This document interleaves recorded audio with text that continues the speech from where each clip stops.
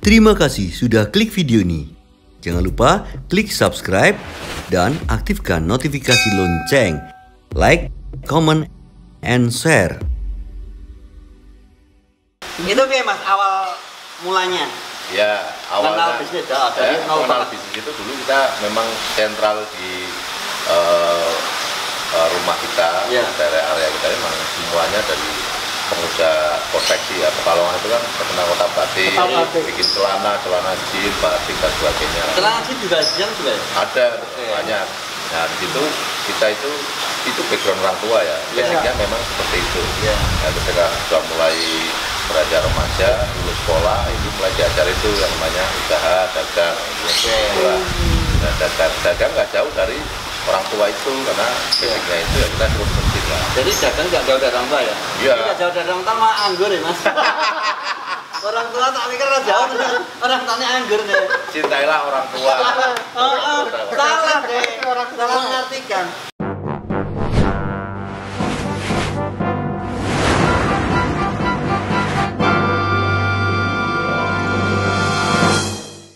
Halo, kembali jumpa dengan saya Setiawan Tiadatara. Iwan Tubi Milioner Di acara Guling Guyon Keliling.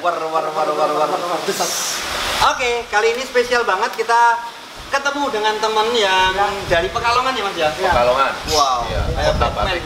Batman Kalong. Kalong. Oke. Makanya Terbang ya, kemana-mana ya? Kemana-mana. Ya. Untuk menempuh sebuah bisnis. Ya. Dengan Mas Subhan. Memang kita Atau Mas Subhan, panggilnya apa ya mas? Subhan aja. Ya. Subhan ya? semoga bisa memberikan saran dan Ya. masukan. Untuk saran dan masukan bisa ke nomor berikut. Kalau semakin tua rambutnya semakin subhan. Oh iya ya. Tapi beliau rajin. Tiap pagi itu mesti subhan. Oh subuhan ya. Oke mas, ini kita pengen tahu ya, karena kita ada sesi yang baru di Guling ini juga dengan teman-teman pengusaha. Benar, teman-teman Bagaimana mereka menekuni bisnis Ya. sehingga ini bisa jadi istilahnya apa ya, acuan kalau teman-teman mau mulai usaha. Nah, Cerita mas, jenengan sampai dengan sekarang saya lihat sangat-sangat apa ya, istilahnya passionnya saya lihat mayoritas di kayak direct selling ya. Direct selling. Nah, Ya. ini kan direct langsung ya. Itu kayak mas awal mulanya. Ya, awalnya Bisnis ya, dari nol kenal banget. bisnis itu dulu kita memang sentral di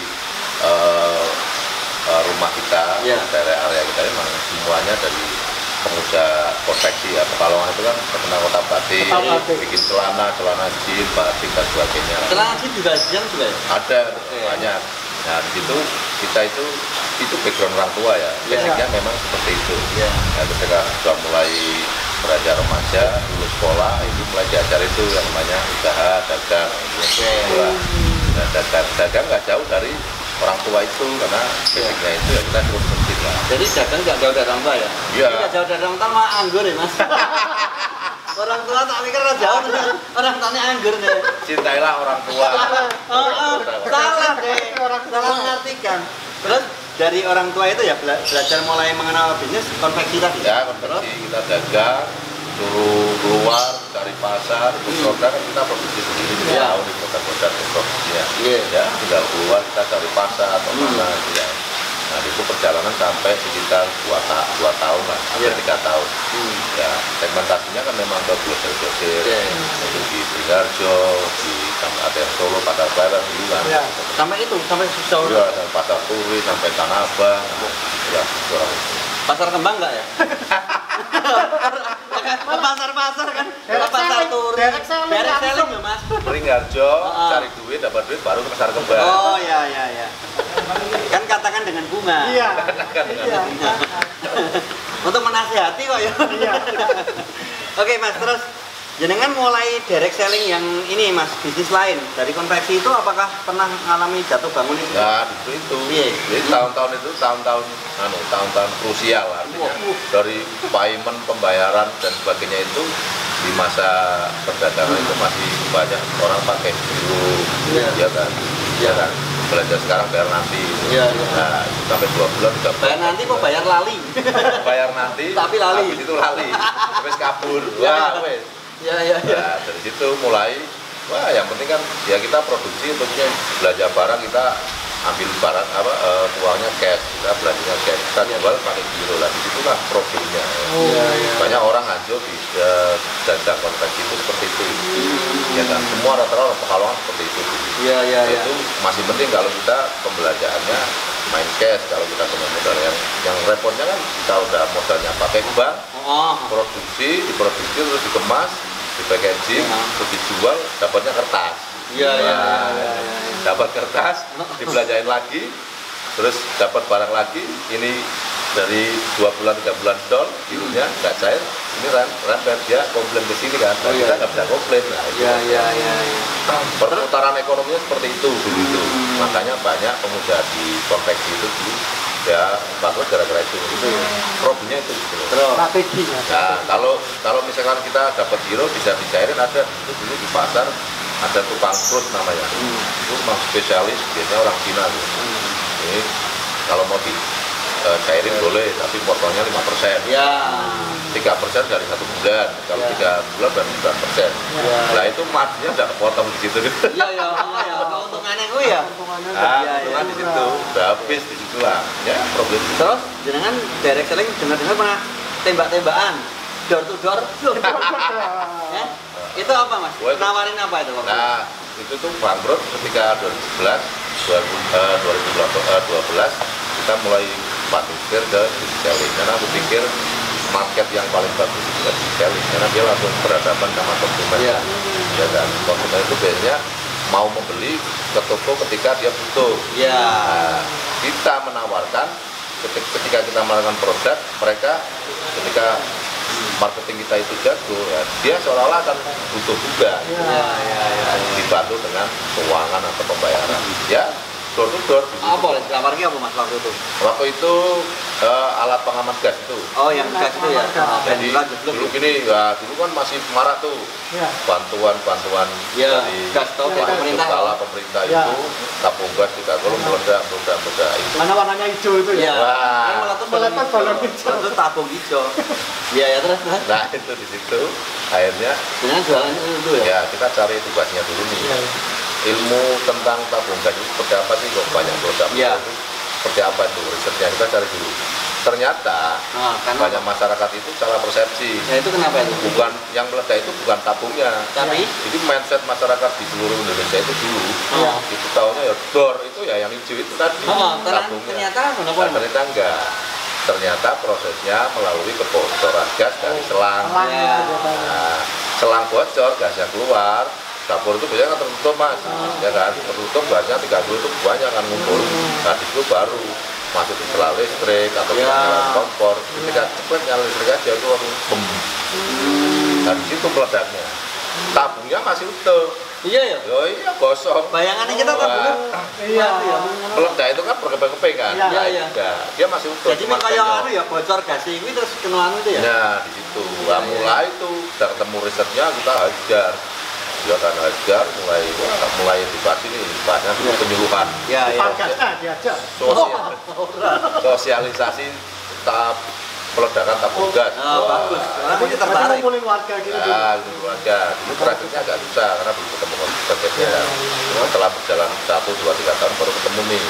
Jadi masyarakat kalangan kampung sih ini Rasi Solo itu rata-rata mereka kalau dipancing pakai bonusan gratisan itu seneng. Pancing jenengan pakai apa pun? Minyak ya? Minyak goreng itu dulu segini sebelas. Oh segini gratis ya?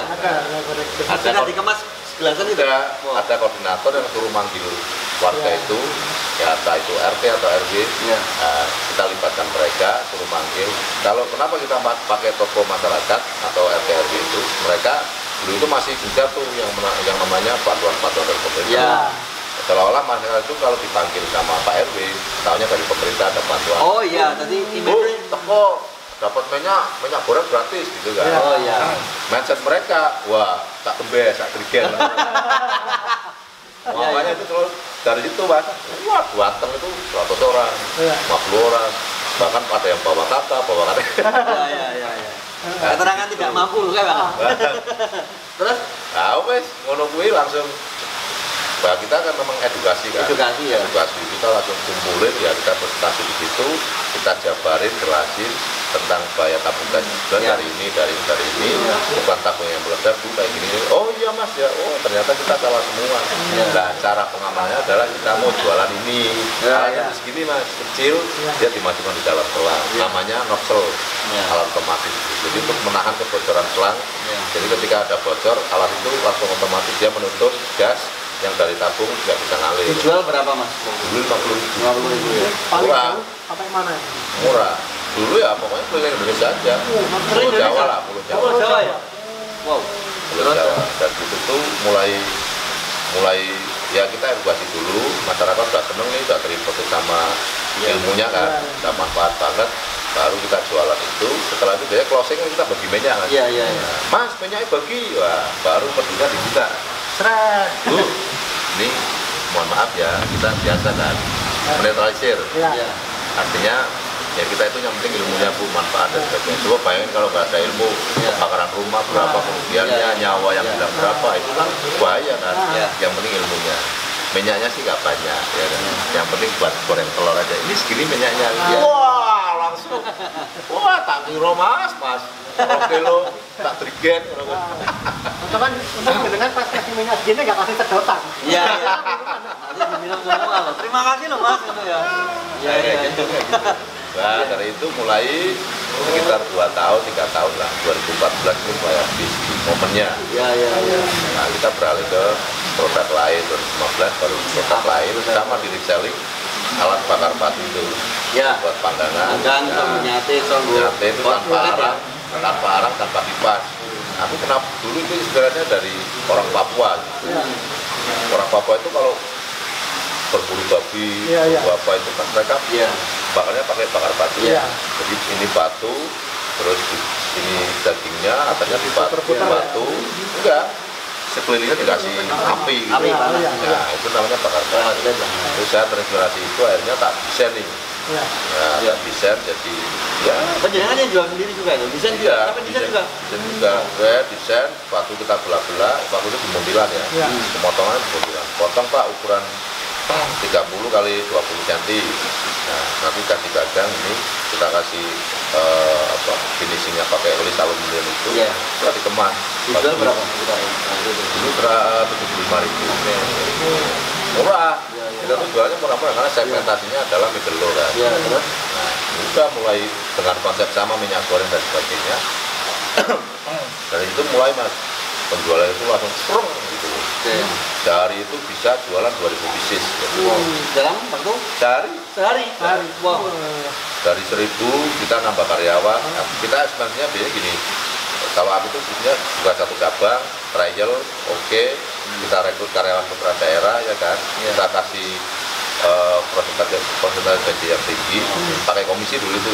Komisi sekitar 1 pieces 20.000. Tapi sehari challenge-nya bisa menjual 50. Wah, lumayan. 1 juta sehari, 1 juta.